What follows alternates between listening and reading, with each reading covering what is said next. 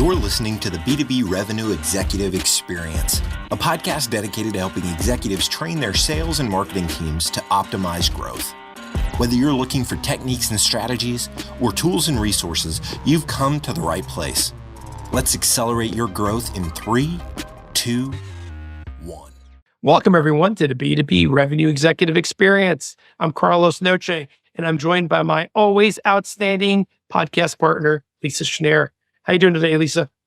Outstanding, as usual. Well, I'm happy you made it back from your travels before all this storm stuff was happening. Like, gotta love the winter. All right, folks, today is a special day. It is our 300th episode, and we're celebrating it by talking about the podcast's past, present, and future direction. And to help us out with this today, we have a very special guest who is the founder of our podcast, Chad Sanderson. For those of you who are new, Chad did the first 250 episodes of the B2B Revenue Executive Experience before Carlos and I took over. He's also a value selling associate and business partner to Carlos and I. And we work together to drive very measurable impact for our clients. So, Chad, thank you for taking the time to join us today and, dust off the old microphone, and we appreciate it. It is like dusting it off. I even had to double check my audio today since it's been so long since I did one of these. But yeah, it's great to be here. Good to see you guys. Well, we're looking forward to putting you through the ringer. I don't know how much value I'm going to be able to provide, but there's a reason why I stepped back. But let's do it. It'll be entertaining, to say the least. All right, Chad, to get us started, the first question, you invented it. What's something you're passionate about that those that only know you through work might be surprised to know about you? Yeah, it's interesting. It changes, right, over time. And if I look back, it's definitely changed for me. I'd say that right now, the three things that I'm probably the most passionate about is building a house, remodeling the house, and doing bringing it up to the standards that we want for the forever house. I'm passionately irritated about that process. So it takes a lot of time. I'm also obsessed right now with everything that's going on with AI. Talk to people about how that's impacting, but not only business operations, but the role that individuals will actually play in the revenue funnel. And fun one is due to my attempt to change some habits, I have seemingly now become addicted to Call of Duty, and I have to go shoot things every once in a while just to decompress. So those are 3 for you. All right. Well, let's talk a little bit more about, maybe not about Call of Duty, though I kind of got into the Nintendo Switch with Mario Wonder. So I can't say anything about our new habits, how healthy they might be. But yeah, let's turn it over to tell us, give our listeners who have not listened back to your original episodes a little background on you, but then also let's talk about the podcast and how did it come about? And you mentioned before we started recording, everybody thought you were crazy at the time. So let's dig into it. Yeah, absolutely. So I've been in sales and marketing for 18 plus years, executive positions here and there. You can check out my LinkedIn profile if you really want to go deep on it. The podcast genesis was when I started with value selling associates. We're all 100% commission sales reps. So basically have our own brands that we have to do underneath the value selling umbrella. And we didn't have content. We didn't have thought leadership. We didn't have anything that I felt at the time was timely, right, for lack of a better word, that was going to tackle all of the diverse perspectives from the marketing angle to the sales angle, rev tech, and that was kind of the thought process at first. But it was also a little bit more self-serving because I had a firm belief that, based on my marketing background, that it could be used to generate conversations, leads, business, which it did. But when I floated the idea the first time to Rick McInich, if anybody who's ever spent time with Rick, there's this pause that he has where you can tell that he's trying to figure out how to tell you that he thinks it's a stupid idea without telling you it's a stupid idea.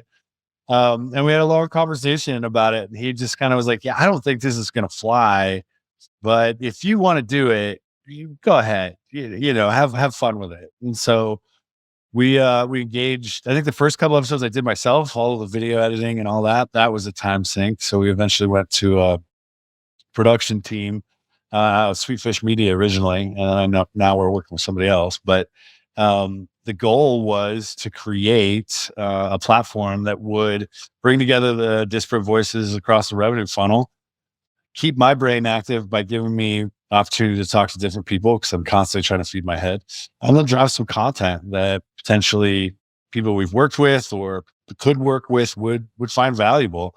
I had no idea. I honestly thought it'd be like 8 episodes and done. Because I think the stats at the time were like most podcasts fail or don't go past 7 or 8 episodes. And I don't know what it is now. This was 5 years ago. And we did, we put 3 or 4 in the can and put together a little rough marketing plan and off to the races. And after 250 episodes, my business got to a point where I didn't have the time to do this because it is a huge time commitment to do this and do it well. So turned it over to y'all, and here we are. And that's awesome, obviously, to have thought that it should have failed or could have failed after 8 episodes. And here we are recording a 300th. So how did you come to the conclusion around guests and who you wanted to talk to?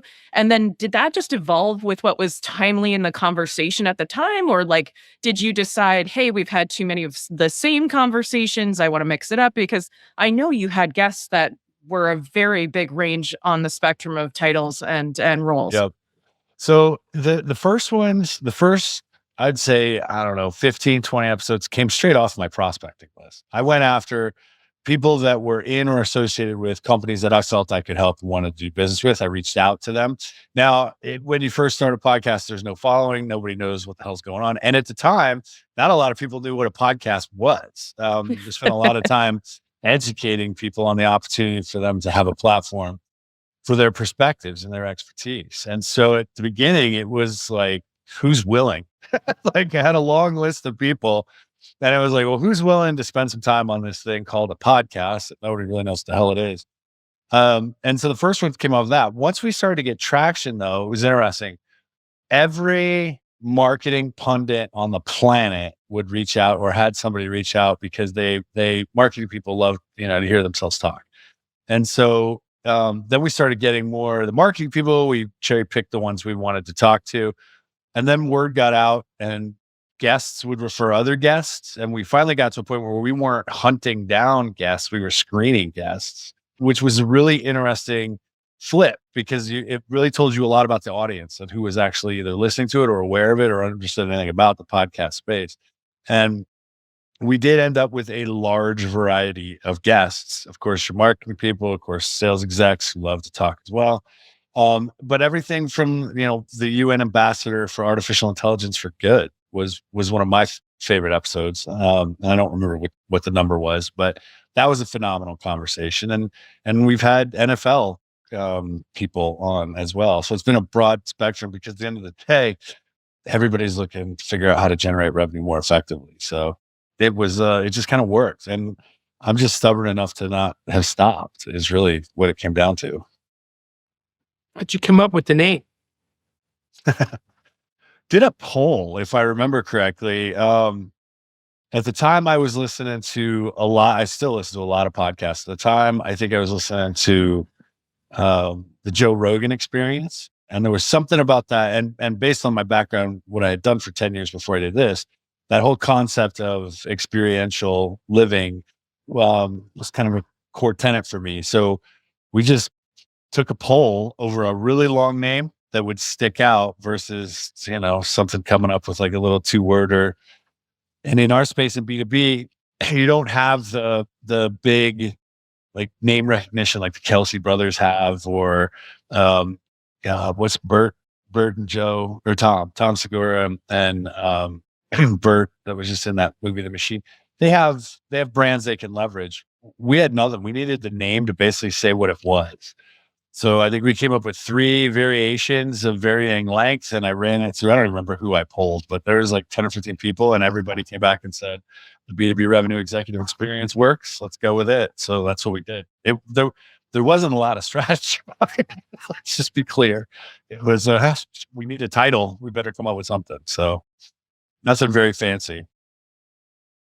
And you mentioned some of your favorite episodes. I gotta say, like since Carlos and I took over too, we've had a wide range of people: enablement, operations, sales, revenue, obviously revenue operations with the rise of that title, and CROs, CEOs. We've also been lucky to have a few experts in AI and the market on AI, in information security and intelligence. And then also, on kind of a different note, we've had a few lifestyle folks to talk about leadership, who talk about work-life balance, who talk about happiness in your role and being fulfilled, and how not to, experience burnout. So, Carlos, I'll throw it to you. What was your favorite episode? It's hard to say favorite, but I'll give you one to start out with. Was Udi, I'm messing this up, Ledingor, I think it is. He's a CMO of Gone. He was a cool episode because he's got some great, anyways, familiar with Gone. They do these call recordings, they run these analytics. So they got this great information. And I'll give kudos to Lisa to drum this up. Lisa, you had that question. And I heard you did some research on the effect of cursing on a sales call. Does it help you win more business or not? And if I remember the statistic exactly right, I think you said 9% higher win rate. But you got to know when to use it with the right audience. But it was, he was a great guest because the podcast was all about sales forecast and how it's broken. And then we just shared some ideas of how you could fix it. And we talked about technology and a couple of different things. So he was one of my favorites. And I looked up the episode, it was 260. So I can use a number. 260. There you go. I was going to say on that one too, I thought it was really interesting. Not spoiler alerts, folks. Definitely go listen to it because it was a good episode. But we sometimes ask guests what big mistake they made in their career and or personal life that they learned something valuable from, specifically if it's something that would help you listeners and us. So I remember his story was very genuine, very authentic. And I thought he was really brave for telling it because it was a big mistake. And I'll leave it at that. So you'll have to go listen to it in order to hear the story. Cliffhanger. He also had the stove analogy. So I'm going to leave it at that one too. The range, I should call it. That was a good one too. I'll just do one more, then I'll throw it to you guys. So recently we had this whole thing on burnout, and Steve Hardy was our guest, and I still talk to Steve, and it was a good episode because he just got us thinking about something different. Instead of how do we make more revenue and how do we market better and how do we operationalize, it's like, hey, how do you be the better you? So one of the things he's taught me, just like the little analogy from the plane is, you got to put on your own mask before helping others. Because if you burn out, you're going to be no help to anybody. They'll put you into a trance and then they'll say, when you wake up, you're going to be incredibly confident and you're going to be the best salesperson in the world and blah, blah, blah. You go, off you go. Okay, if they want to do that, that might work for a small period of time. But what I do is I engage the subconscious. So once we've had the conversation with the conscious mind, we set some clear objectives and got the conscious mind thinking on what the solution might be, then we'll engage the subconscious mind. And this is where the subconscious mind goes to work and starts to really create solutions and think of whole new ideas. And so often I'll get text messages, WhatsApp messages from clients and just say, I had this dream last night and I just had this amazing idea, or I was going for a walk and I've just got it. I just realized what I need to do. And so it kind of supercharges everything. That's the hypnotherapy piece. You'll have both been in the trance already today. It's that state of relaxation, kind of daydreaming a little bit when you're driving a familiar route or you're doing something that you love, you just kind of lose yourself for a moment. That's all it is. I don't have any kind of magical powers or anything like that. I just help you to get into that state. So it was a great episode and it was a great conversation. That one was really good. I'm still talking to Stephen as well. And I think that, it's something that has become a little more openly talked about since the pandemic, is like mental health and physical health and well-being and all the different things that go into that, considering all of the different challenges we're having thrown at us in the world. It's really interesting to talk to people who are making that pivot into that space of, okay, now people need the help, and they need to know how to refocus. And I also thought Stephen was super interesting about his story, going from high-powered, high-quota sales executive to completely pivoting his life to hypnotherapy, psychotherapy, and wellness, and what are truly his priorities, being in his case his family. So, like that, it was a really good conversation and just a little, off the norm that we get when we're talking about revenue and revenue operations and sales and marketing. What about you, Chad? I think one of the, like, if you want to think of the ones that aren't normal for, a revenue experience, episode number 3 stands out as one of my favorites with Tod Caflisch, who at the time was the CFO of the Minnesota Vikings. So all of our Taylor Swift fans can tune in and listen to some football. And I knew absolutely nothing about football at the time, still not a huge fan of it, but it was an extremely interesting conversation around how much they think about the fan experience and the merging of physical and digital, and how they were investing in technologies, because the Vikings don't want to be a football team. They want to be a corporation that happens to own a football team. And so it was very interesting. One of the things that I really look for, that I've seen in a lot of postseason surveys, is making the experience frictionless. Year after year, I've seen surveys, everybody complains about the parking and the traffic and things like that. So it's addressing those. I mean, they're, I think, probably most of the, the teams that are out there sort of leading the charge on tech integration and fan experience really are looking more at, what they would call the driveway to driveway experience. And it's literally from the time you leave home, leading you through traffic or avoiding traffic, directly into a parking space, that's even waiting for you if, your systems are sophisticated enough. And then, the mobile device helps guide you right in through a mobile ticket, through the gate entry of the event, and then to your seat or to your favorite concession, or to help you find a bathroom, that kind of thing. It's the problems and the challenges that people have that are really the obstacles to fan experience. Then if you go back into kind of the things that we do day in and day out, Robbie Traube, which was episode 182, and I think it was December of 20, talked, in detail about the impact of rolling out a framework and a methodology. And the thing that was interesting was he's done it multiple times. He's worked with us multiple times at multiple companies. And he would get into how it was really a behavioral change that they were going after, not necessarily just process change. And he's always just a great listen as well. So that was 182. I had various roles in different companies, and I actually broke out for a period of time into working within our engineering organization and product marketing organization, setting up industry strategy and so forth. And I was actually given a role because of my sales background as helping to look across at different methodologies that are out there. And there was a whole range of them and huge complexity around them. And whether it was sort of target account selling, whether it was Miller Heiman, whether it was, different ones, even to the sort of more recent ones like Challenger and so on, what I found is that there's a lot of similarity to them. But to me, what I wanted was to look at the least common denominator in terms of the people who were on my team. And so I wanted something that was sophisticated, but really hit home to the points that people could think about a conversation that leveraged the methodology. They could think about a natural flow of what they had to do. And as I went through all of them, some were trying to combine too many things. There was all about account planning and then opportunity planning, and there was no clear statement. And what I found with value selling was that it accomplished all of the other ones I'd seen, but there was a natural simplicity to it that people could, of different levels and skills and experience, could all leverage and benefit from. And, I've seen it from small organizations to growing to larger ones. That was something that you could really rally around and make good sense of. Episode 3 again was probably one of my favorites as well. And I mentioned that UN ambassador for artificial intelligence for good is another great one.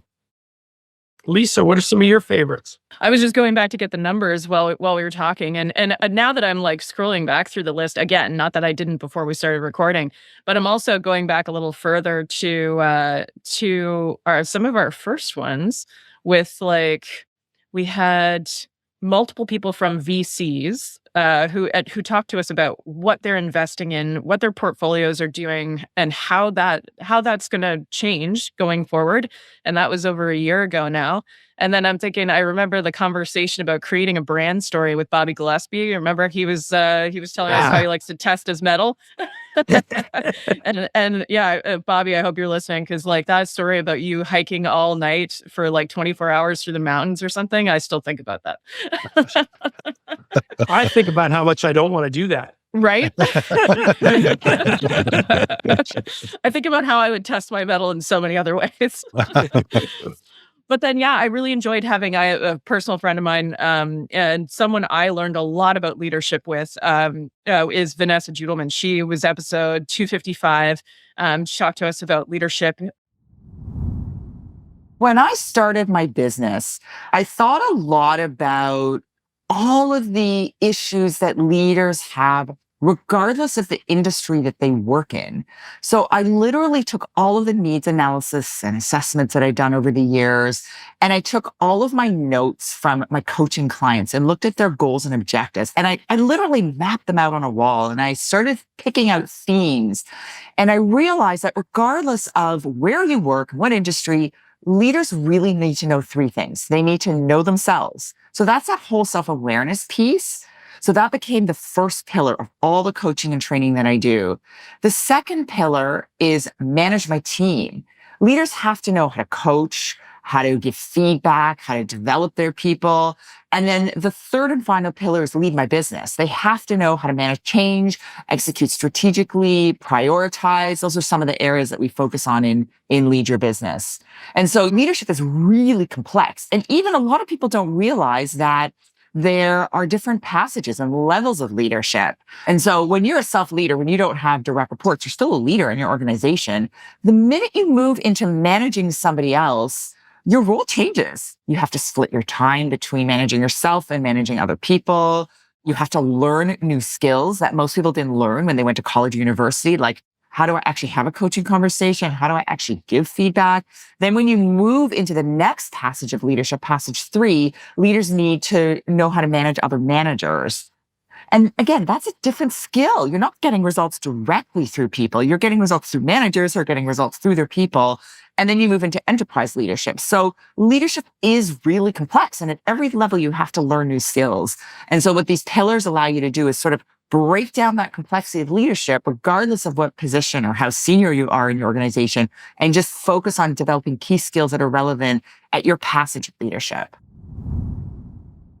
Shortly after that, in a similar vein and with a lot of very similar views on the subject, was your friend Carlos. And Chad, I know you know Tod too, Tod Caflisch, who was talking to us about transparency in sales and leadership and wrote a book on the subject. So Tod obviously was really interesting one to talk to. And you're right. Big shout out to Tod. He was awesome. You know, it's funny. You talked about guests, Chad. And first off, I don't think Lisa, well, I won't speak for Lisa. I don't think I knew what the heck I was getting. I said, hey, I'll take over with Lisa. Because I was just freaked out about what are we going to talk about? And is anybody really going to listen? And all I could see was this chart where the line went down to the right of all our viewers just going, well, it's not Chad, we're out. But along the way, we used the whole podcast to have fun conversations. So like inviting my buddy Nelson Vega, which I've known for 20 some odd years and consider him a really close friend, to come talk about his company and AI and what they were doing and what he was seeing in the marketplace. Having Big Tod on was awesome, right? You know, it's funny because when I got started in this business 15 years ago, here's one of the first ones I went and talked to about value selling and what he thought. And still today, you know, I know we're going to talk about the present and future coming up, but I still think, you know, I come across interesting people. And now one of my things is, hey, this is a good conversation. Why don't you come on the podcast? Because I think it'd be fun to go deeper into the topic. And more importantly, I think there's a few other thousand of folks that would love to hear it as well. Well, you can't, that's the thing with the podcast. You can't, I know a lot of people are starting today because they watch some TikTok or some YouTube kid who said, hey, we can make millions of dollars off of this.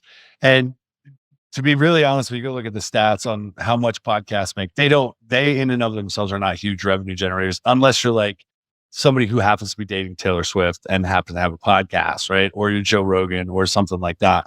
Like, you really need to go into the podcast like you should in almost any business situation, which is just pure curiosity about other people. And this gets more and more challenging because a lot of people live with their phones in front of their faces and don't really spend the time to be present and truly understand another person's perspective. The conversations are always, there's always something you can take from them. They're always enlightening in some way if you're just willing to engage with it. So I think it's the curiosity that the three of us have that drives the interest in having the conversations. Because yeah, sure, okay, there's a machine on the back end that may generate pieces of content that show up all of these places. But at the end of the day, the value is really us continuing to broaden our minds and stay on top of things that are happening in the market. And something you were just saying there, Chad, that Carlos and I have been really focused on since we jumped in is going from, and this was also our comfort level, because I think you did this much more naturally with all of your experience in the first 250 episodes, but we're trying to make the conversation more human, less scripted. Like at first, of course, any listener who has a podcast themselves, that you kind of rely on, I don't want to make any mistakes and I want to make sure I touch on all the topics and I hope That's I what don't editing's swear. Yeah, exactly. But we definitely, and I definitely noticed it when I go back, listen to our early episodes and listen to more recent ones, that we've got more free flow. We ask questions based on the answers instead of just a list of questions and things like that. So curious, and not to fully put you on the spot, but I actually don't mind. What do you think about how we've opened up the humanization of the podcast, like the human I think element? it's great. I think it's great because I'll be honest. If I go back and I look at kind of episode 210 through 250, it was obvious to me that I was not consciously competent and involved in the conversation. I was burnt out. I was tired. I'd had so many conversations. I'd chased so many people. I just relied on the format and then was able to kind of fake my way through it. Sorry for those guests that were part of those episodes, but I still got something out of it. It just was, the lift was so large. And there's a lot of structure a lot of that weight comes from the structure and the expectation of the audience, but opening it up, making it more natural, I think would relieve some of the stress and just make it absolutely easier to connect with and build relationships with the guests that are on the show, which is the goal, right? It's all about relationships at the end of the day. So I got a question for you. So over these 300 episodes, and this is kind of just talking about the present as well, and this is for both of you. I mean, think about how much the market has changed, how popular AI has become. By the way, I don't know if you noticed, we went through this little cold COVID along the way. The world turned inside out. Everybody stayed at home. The economy, whether you think it's up or think it's down, it is constantly a roller coaster. What do you guys thought about the market and how the world around us has actually changed over these 300 episodes? Yeah, I mean, my experience with it, I was actually, I don't know what number my episode is. For our listeners, a little background as to like how I even got into this.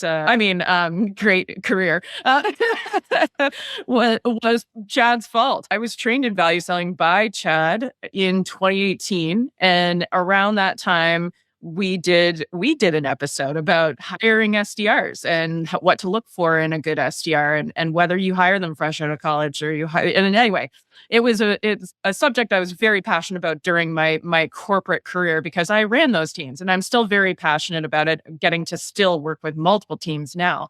I just think that, some of the things that have changed that we've had good conversations about, of course, AI, but the challenges of remote working and remote management when it comes to sales, SDR teams, all teams. I was actually remotely managing a team in my last corporate job already pre-pandemic. I had a team that was based largely in another office. And so that was not a new thing for me, but it was a very new thing for a lot of the people we worked with, including Absolutely. value selling. Yeah. Yeah. The COVID caused a huge pivot, right? And a lot of people, I mean, we saw it in value selling, but you saw it also in some of our clients. People shook out. You either were able to make the pivot and be able to be authentic, emotionally available, engaging, articulate in a virtual environment, or you weren't. You were either willing to embrace the technology or you weren't. And some people are still struggling with it. And now add on top of that, you have AI, which Gen AI, and I don't know that it's, in my opinion, I kind of go more with Mustafa Suleyman and believe it's not just about AI, it's a combination of AI, robotics, synthetic biology, and quantum computing. And the four of those things coming together, you're looking at a change that is going to separate those who have the ability to be creative and think critically from those that are just button pushers, which we have a lot of in B2B sales. There are a lot of people that are just pushing buttons.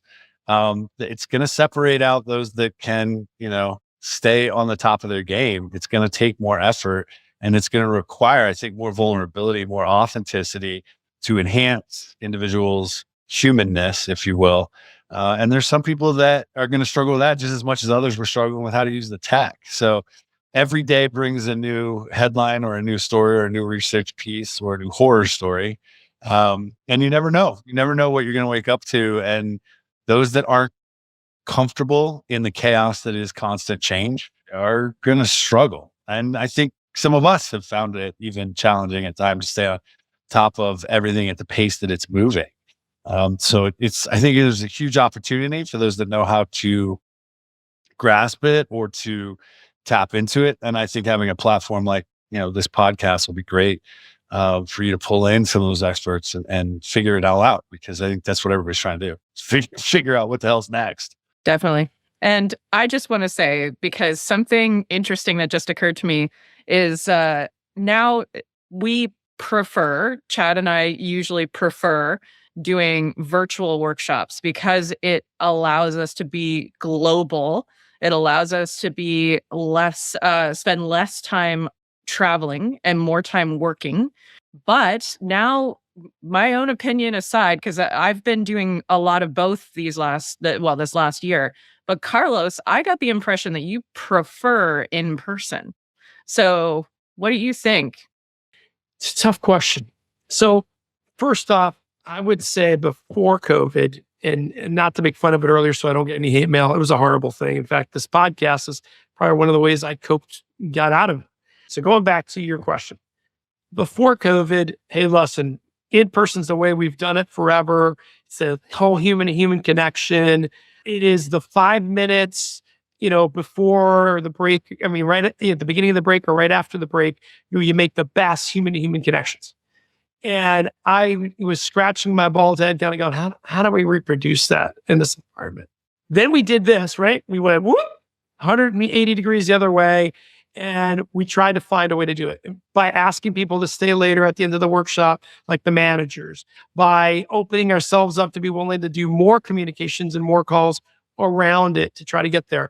It does require the other human being to reach out, right? To take the handshake, to be there, because you got to be on another Zoom meeting or another whatever platform you're trying to do.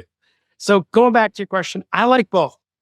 And ideally, in my implementations, what I would prefer, in fact, luckily, knocking on wood, one of the ones I'm doing coming up is I'm meeting the managers all face to face, so I can create a really good human connection with them.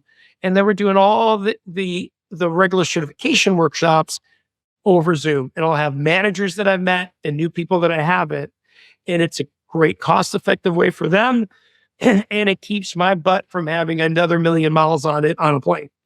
So I like both. And it's that ability to kind of mix it up. Chad, you and I just did a great implementation at the end of the year. It was a large rollout. And I think the fact that we met the managers face to face to start is what made, coaching their 250 some odd folks that Lisa, you're also involved in, a little bit more productive because they got to know us a little bit. So yeah, my answer is not a good one. It's both. It's not all of one. It's not all of the other. In fact, it's one of the things I was just talking to a professor from Harvard that studies sales on this. I go, one of the challenges I have, and this is not to be today, but I think today sometimes people are looking for the easy pill answer. Hey, I just got to be liked. Boom, I'm a great sales guy. It's not that easy. And that's like one aspect. That's the 1% of you forgot the old 99% of it. So back to this question about in person or not. We all put a lot of effort into making remote work. and making it successful. But it's also nice to sprinkle in a little bit of the human to human connection. And I pray that hopefully I can keep that combination of both going, because I think that'll allow me to do this longer and not burn out. Because being out every week. Well, and I'd agree. I think the manager component, the leadership component, in person is extremely powerful. And I believe it can be done. It just changes the work, right? Because like in person is taxing in a way that unless you've done it, you can't explain to somebody. I mean, we all have significant others in our lives, and trying to explain to somebody what it takes to be on for 16 hours and manage a room of 30 to 50 people and keep them all engaged in person. That's a huge energy lift. It's different. There's as much of a lift. It's just different in virtual. Now, the challenge becomes when you're doing it in person, going back to the wellness aspect of it. We were living on planes and we were living out of hotels. And I don't know that I knew at the time just what kind of wear and tear I was enduring to do that. Like the negative, I don't want to say negative, the challenging impacts of living on the road. It stresses your personal relationships in your personal life. It stresses your body. It stresses my patience, which we all know is razor thin to begin with. And it becomes a different type of impact. And I found it very honestly, once I got away from it, I had figured out, was able to look back and say, wow, that was really detrimental to my physical and mental well-being, was living on the road, flying back in Friday night, Saturday morning, changing clothes, loading up the suitcase, back on a plane Sunday night or Monday morning. And then in some cases, we'd hit multiple cities in a week. And you would do it week after week after week. And you just kind of got into the groove of it. But I don't think I realized at the time how much it was wearing me down. So I do, to your point, Carlos, believe that if we can keep the blend, we'll be able to be at our best, which is what the clients are paying for. We'll be able to be at our best longer. And we just have to be creative in some of the ways that we engage, some of those follow-up calls, getting into their internal communication like Slack or Teams, and being able to do just-in-time coaching. Or I've got some people that I've trained I'm doing text-based coaching off of that as a result. So finding ways to keep the connection alive takes a little bit different energy in virtual. At the end of the day, I'm not a fan of traveling anymore. So I will do it. Like I'm going to Denver next week for a client to do a manager's level training course. But I'm not doing every week in and out anymore. And I just won't. It's just not the lifestyle that I want to lead. And quite frankly, I think much like doing back-to-back virtual sessions, it wears you down to where you go back to, like we were talking about with the podcast, you just get into, here's the format. I do this now. I do that now. I do this now. And you're not really taking the opportunity to connect with the audience or the participants. And so I think the hybrid at the end of the day will be better. And especially as you start to layer in some of the impacts that AI is going to have. The challenge is, has been interesting to me, is the challenge is the same, whether you're in person or you're doing virtual. And that's helping people realize they can't multitask. Like there is no such thing. And getting them to really understand that, it actually helps me separate those I want to spend time with because I think they'll survive versus those that I think will be replaced by a bot. Well, Carlos, you quoted it not long ago, and I can't remember who said about the goldfish thing. Our attention span is even less than that of a goldfish. Yeah. Yeah. So talk about multitasking and then the fact that we have no attention span anyway. Yeah. Yeah. I think the key to doing, whether it's what we all three of us do or any career out there, this is my little, soapboxes. I think you got to think of it like Disney World. When you're at Disney, you catch that guy that's driving the ride at his 8th hour of the day. He doesn't go, all right, folks, get on board. Here we go. We're going for a freaking ride again. Every experience is brand new. Love you, excited to see you. And I think sometimes, and maybe it's just being an entertainer, right? Like having that mentality. Every workshop we do, with it's virtual in person, or even the interactions that we have with customers in our sales campaign. Hey, take a breath before you go into it. No one gives a crap you're having a bad day. Yep. You could be your authentic self, but realize they're there to be their authentic self, right? They want to engage with someone that's alert, curious, wants to know more about their business. And so I just kind of go to the point, like, you can't mail it in, whether it's the podcast, what we do for a living, the sales campaign, because it's not fair to the person at the other side. And if you find yourself doing it, then it's time to go, hey, maybe this isn't the right career for me. Maybe or I'm burnt out and I need a change for, maybe it doesn't mean the full 180 pivot to a different career. It means you need a break and you need to focus on yourself a little more. Because you're absolutely right, Carlos. And I just said this to the last, not the last group I was in front of, but one of the groups I was in front of recently is, like I'm up in front of this room, you're 25, 27 people, I think it was. And I could have a cold. I could have an upset stomach. I could, I could have not slept at all the night before, and I still got to be on for you. And the energy level is dictated by my energy level and my passion for the content. Think about that when you're prospecting, when you're selling. If you're not passionate about what you're doing or authentically interested in what they're doing and how you can help, that comes across. And it can totally be the reason someone pulls the trigger with you or doesn't. Well, think about, so this gets back into, like, we talk about social branding in the Vortex prospecting, right? The importance for people to be able to develop a true brand, right? And we've got to the point where brands almost packaged, like, oh, I have a brand, and this this inside my brand, this is what happiness looks like, and my life is good, and and it's almost cookie cutter. Like, you've got a lot of Kardashians in the sales space, right? They all look the same. They all have the same plastic surgeons. They all, they've all developed a brand. But the piece that requires, I think, probably more maturity, more wisdom, is the ability to be real. What does that mean? And to be vulnerable in a way that will allow you to connect with people. And even that takes a different level of energy expenditure to maintain that and do that in front of a room full of strangers, whether it be virtual or in person, or to do it in a way that your brand it's not so polished. Like, there's some, cracks and crevices. There's things for people to connect to, instead of this perfectly polished facade that I think a lot of people were just glossing over now. Actually, I think there's some really impactful people out there that we've talked to on the podcast or in our day-to-day, that the sheen of their brand, the perfect spherical presentation of themselves, makes it seem flat or fall flat. It doesn't have the impact of what they could have if they would just kind of, open the doors a little bit. I think this is what's going to be a huge defining factor as we see Gen AI and AI come into the space. The only difference is how human can you truly be, and what does that really mean? I don't know how many people are prepared to do the critical thought necessary to come to that realization.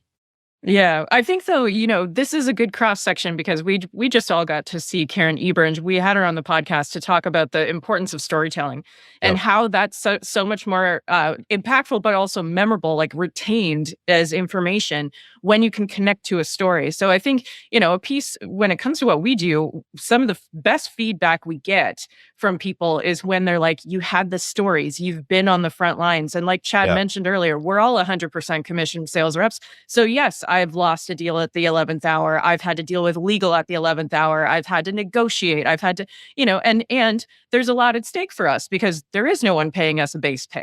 So like Chad's renovating a house, and that's all based on his sales, 100% sell or don't have a house. So, either the heat's on or it's not. It's on or it's not. So I think that storytelling piece, it'll be really interesting to me where that human connection that people are craving, that people have given us that good feedback on, how's AI going to do that? Is it going to be able to do that? Because if a computer is going to tell you about an experience and something you should do or something it did, like that's not genuine. That's just a scenario. Like, it's like a business case study that you do in college. This is somebody standing in front of you or selling to you who's done what you do or solved the problem you have. Yep. I just did a storytelling kind of synopsis keynote for one of my clients. And one of the things that, as I was getting ready for it, I had to do some research. I wanted to find out what's the latest and greatest. PwC put out a report that said 82%, I'm not making up the stat, I have it, 82% of CEOs believe that storytelling is one of the most important things that their rev funnel individuals can do. what they're finding is there's a huge challenge in the ability to structure the story in a way that it resonates, right? And then if you think about in any sales situation, at some point you've put yourself into a story to connect with the people that you're selling to. And the ability to do that is going to be interesting to see how well humans maintain it versus the cross section of creativity and storytelling with Gen AI. The difference, I think, is going to be that creativity piece, because if you look at the language models, they're all associative. So it's all associative kind of storytelling, whereas some of the best stories take some pretty creative leaps, not only in structure, but in delivery and impact. I think there's going to be a nice space there for people to be able to differentiate the way they approach the next evolution, whatever you want to call it, through their ability to tell stories and maintain that human aspect. So let's pivot over a little bit to the future. Where should we take the podcast next, or where should we take ourselves next? We can throw that anything we want. Live action VR, right? AI generated. Well, podcast. so think about that for a second, right? So like right now, if you think about all of the different technologies that are at play, there's a couple of risks. Number one, that we continue to see people do what we've seen for the last 5 years, which is hide behind the tech. They hide behind the tech. Oh, I have a sequencer like outreach or sales loss, so I'm going to send a bunch of emails. I'm just going to do this shit for me, and I don't have to worry about really feeling the rejection or experiencing the turbulence in creating a human to human connection. But you look at things like, I really am interested. I don't have one yet, but the Apple, what do they call it? Apple glasses, the Apple. Yeah, I saw virtual, or Meta's got one. And I think from a virtual facilitation standpoint, when that becomes ubiquitous, which is clearly not yet, and I don't see a lot of companies being willing to buy those headsets for all their employees or a lab, people could go and use them. But I think at some point that becomes ubiquitous. You could do in like, hey, this is instead of you seeing just the two dimensions behind me, this is the wall. I think could get to a point where you could do something that is more interactive in a virtual scenario. I think tech's got to catch up with it. That's an interesting kind of what could happen next. What's the next evolution? If you look at just the way podcasts have changed over the last 5 years, I mean, we're still doing it sitting at our desks, but a lot of people have studios. Like the Cat Williams interview they did with Shannon Sharp. Everybody's probably seen part of that. That was pure entertainment. But look at where they're sitting. Look at the production quality that goes into that. Look at the type of bourbon or brandy or whatever the hell they were drinking. I mean, it's not cognac. Was it cognac? I mean, if you look at that, there was an evolution from the boxes, to a studio environment, to 2 studio environments where you could do and interview people virtually. The next evolution is really, I mean, it's kind of here, is that polished set stuff. Now the Kelseys haven't quite gotten that yet, but some of the bigger ones, Two Bears and Joe Rogan, like they all have that high end production quality. When I started this, I think I invested $200 like in a microphone and a little tiny crappy mixing board. Like that was all I needed. The barrier to entry is rising, but the opportunity, if you can figure out where to leverage those, I think is going to be huge. And then there's also the content distribution piece, which AI, we were talking about before we started recording. I think AI is going to be great at helping, as well as creating those sound bites, which isn't going to help anybody's goldfish attention span, but it will at least hopefully get some breadcrumbs out to drive people back so they have the opportunity to listen to some of the perspectives that you're uncovering on the podcast. Lisa, what are you thinking about the future? Some things, when I think about what can we do to stay relevant to our audience, and not just relevant, but useful. Like that's one thing I think we've been on a pretty good track with is getting guests that the topic is timely, it's relevant, and they leave our listeners with something actionable that they can walk away from listening to this and or watching it and actually go to work and do it, or try it, or demo it, or whatever. And so I think that is what I'm most passionate about going into the future is all the topics that we're hearing, like talking about AI and how it's going to be used and things like that. let's leverage expert opinions and different opinions. And I think we kind of like a news station have a responsibility to bring a couple of different views on a subject. And so I think there's a lot of opportunity in the changing market to do that. And I'll say too, like, there are some things and some people who are very negative about AI. It doesn't have to be that way. We had some great podcasts with Nelson, you mentioned, Carlos, and with Jeff Pedowitz, that talking about how AI can help us do our jobs better and where it's going to be the most productive and what is the safe or exciting things about it. So I think, yes, we have to learn a lot about it, and there's reasons to be cautious. But looking into the future, I think that's the attitude you have to adopt. And Chad, you said it at the beginning, like you've got a new obsession with what is this going to do? How is this going to work? And if we're not curious about how these tools can help us in our positions, regardless of what you're doing, by the way, people, then you won't have a position. We do have to stay on top of it. If you think about, you go back to the root cause, like we're in what we do day in and day out, we're always looking for the objective or the issues, right? Things like that. So if you look at what's it going to take, I think you hit on something really important that not a lot of people have a tendency to think about, which is an ethical responsibility. Like anybody who's creating content, I'm with you. I believe you have an ethical responsibility not to be overly inflammatory. Like you can be shock jockish, like, the old Howard Stern, or there's some others who I don't want to mention to get in trouble, but that's part of the brand. That's part of the brand and the delivery. But what drives really good content is natural curiosity, which I think the three of us are lucky enough to have. What I'm really curious about from each of your perspectives, because we deal with hundreds, if not thousands of people a year, are you seeing a consistent increase in just general curiosity? Because I think that's a key ingredient. Or is it, phrase it, because I don't want to create a response, or is there a lack of creativity and curiosity that you're seeing in all of these individuals that you deal with? I'm curious kind of what your experience is at that core. Hey, I am a genuinely curious human being, and I am willing to engage with ideas in a critical thinking and reasoning way to see if I can better myself and be a better member of my family, of my community, or whatever. Are you seeing changes in that, or have you seen it over the last few years doing this? Pausing because I don't want to sound like an ageist or someone that's this generation versus that.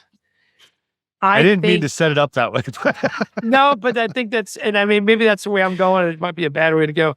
But look, in all honesty, COVID and getting trapped in your house did not help the situation.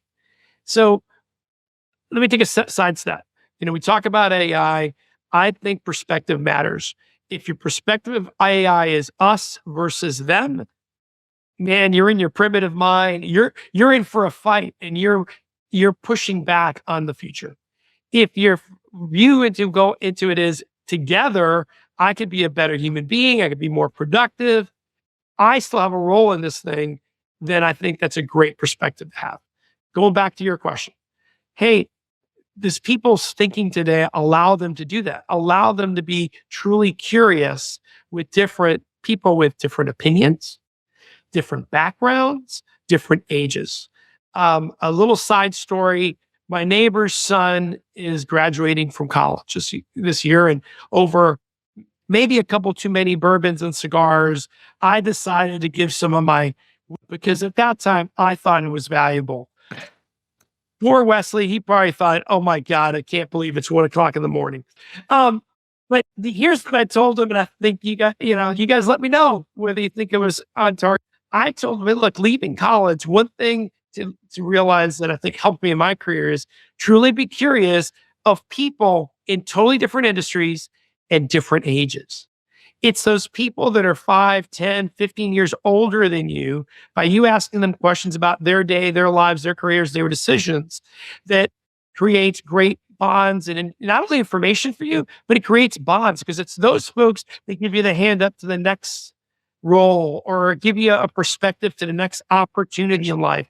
It is a friend of mine that gave me the perspective 15 plus years ago when I got into this whole thing about value selling training that I didn't have at the time. And she said, hey, You love helping people. Have you thought about doing this?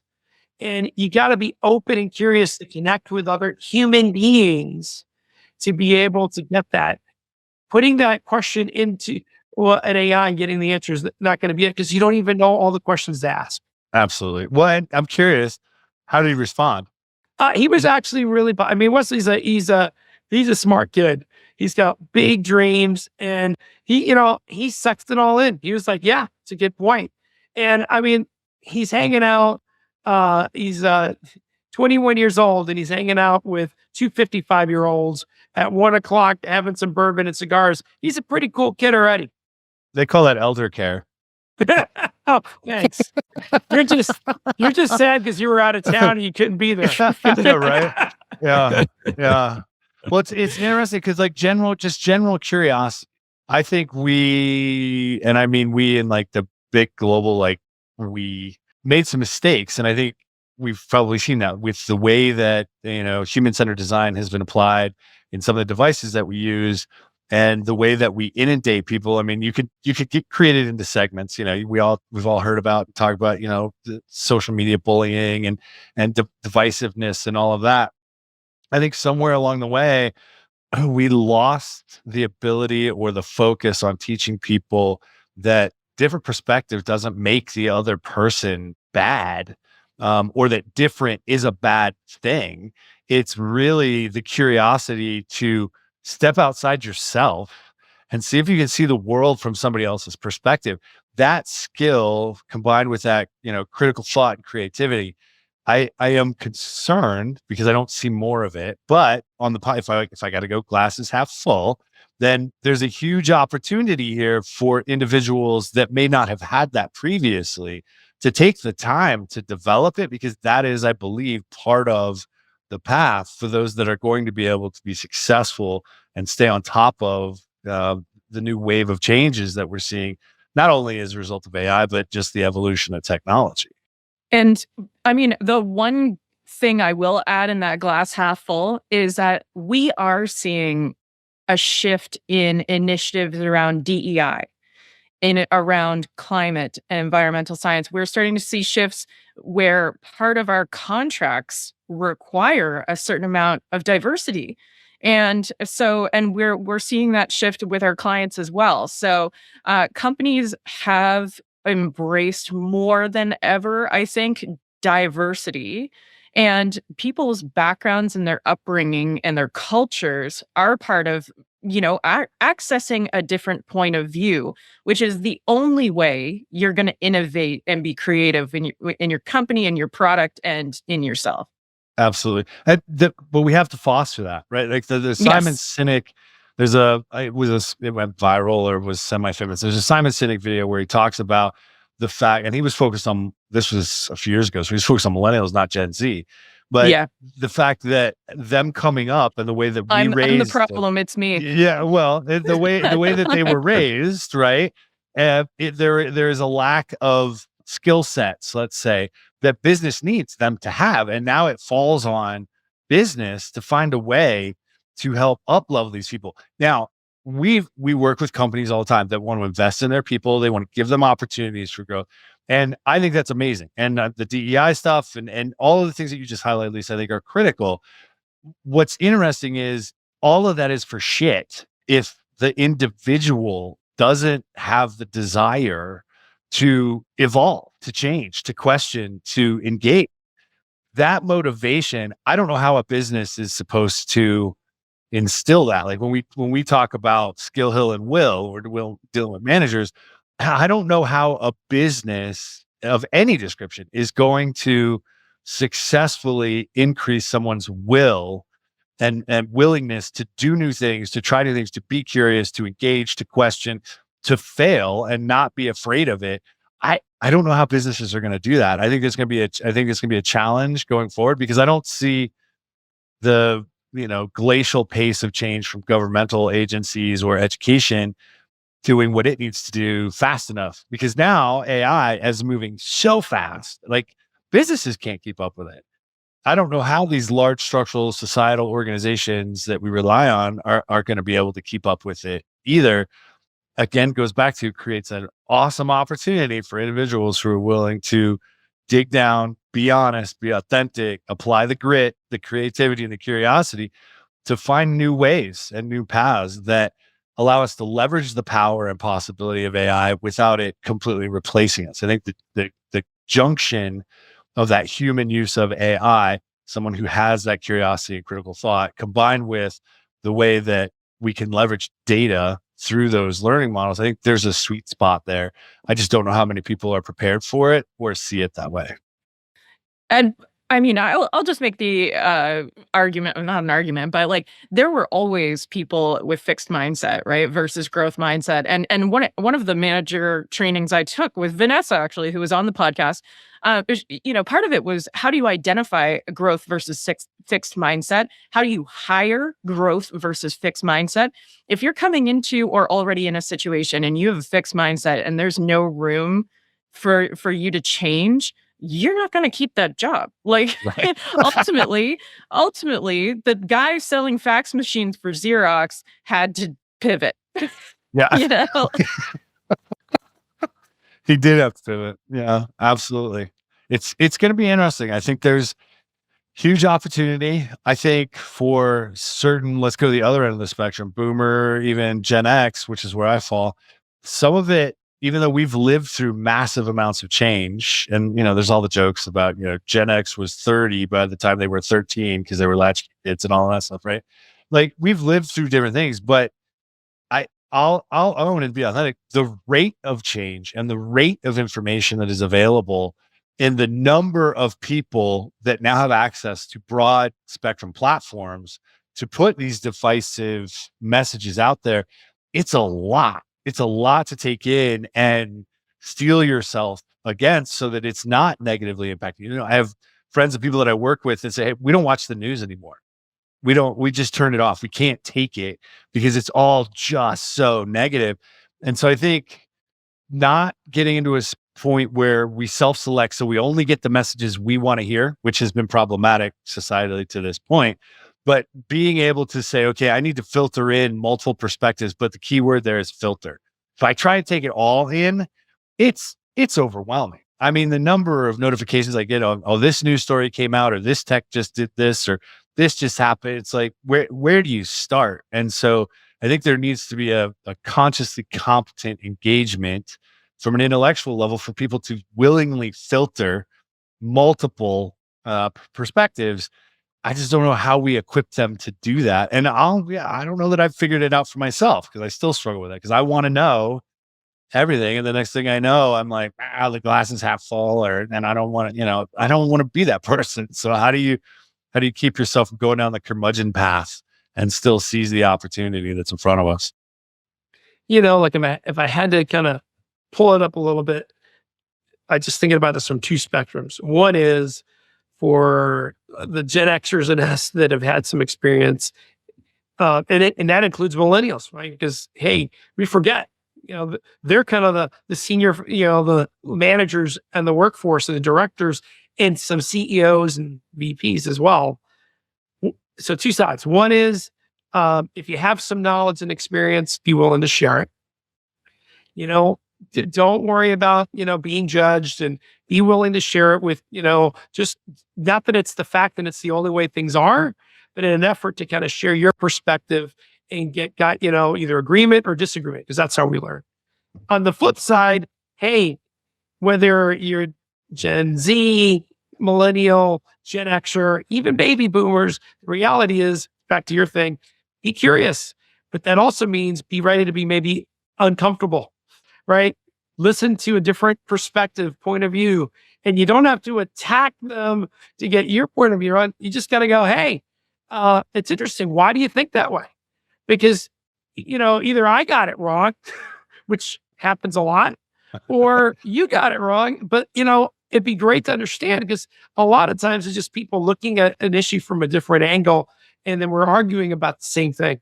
But we don't see it that way because we aren't willing to be curious and allow them to speak and see what the perspective is. After the conversation, you can always decide, you know what, that made sense. I got this out of it. Or that didn't make sense to me. And then you get a choice. Do I go back and talk to them some more? Do I search out others to learn from? But I know this sounds so simplistic. I think some of that, going back to your original concerns, Chad, is lost today. People walk around feeling like they have to know all the answers to the tests. And when they don't, then what they want to know is, well, what's the answer that you want? Yeah.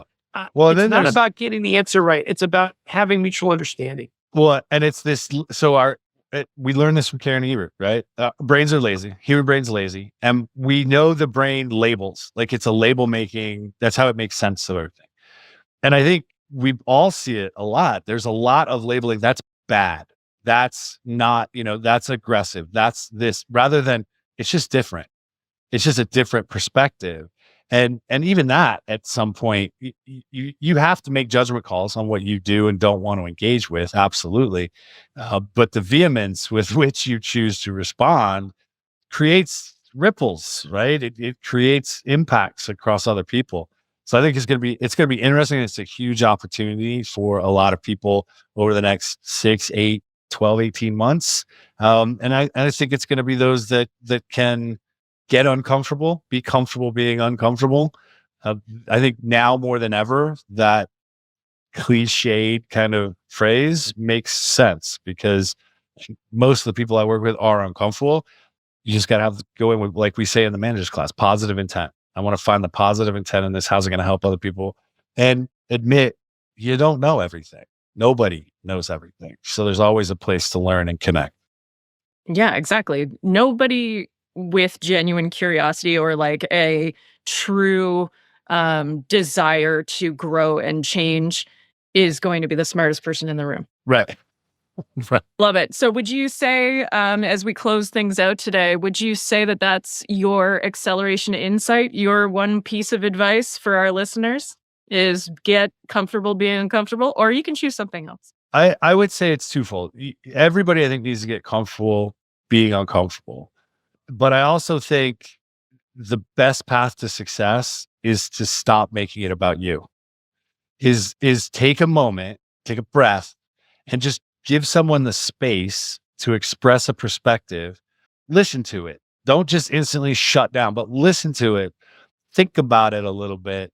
Slow down to speed up, right? Because everything has the appearance of moving so fast, and we know that busy is not productive. So if we want to be as productive as possible, understand it's not all about you and find a way to understand somebody else's perspective at least once a day. If you're not going to just make it part of your total growth mindset, figure out what it is to understand where you're at, what you have and don't have or need, and where you may be able to get it. And that it's going to require you to potentially engage with ideas, concepts, or perspectives that aren't part of your day-to-day, and that's okay. It's just a mindset for, hey, what can I learn today, and how do I do it in a way that isn't going to negatively impact others? Perfect. I'll quote one of all of our favorite people and say, statements cause conflict, questions uncover solutions. Absolutely. Shout out to Ricky. Yep. Ricky Makinich. We love you, Ricky. I love that I found that out that that's your name on your credit card. Anyway. Oh gosh. All right. So Chad, if any of our listeners wanted to get in touch with you to talk more about any of these subjects and to engage about value selling, how would you prefer that they do that? You can always hit me up on LinkedIn, or you can shoot me a text message at 303-834-5932. Just make sure you tell me who you are, where you're at, or you're going to get new phone who dis. Yeah. And mention that you were listening to the podcast. Absolutely. Awesome. Chad, cannot thank you enough for your time today. We really appreciate it. Awesome. It's great to see y'all. Look forward to seeing what's next. Same. So everybody, that does it for this, our 300th episode.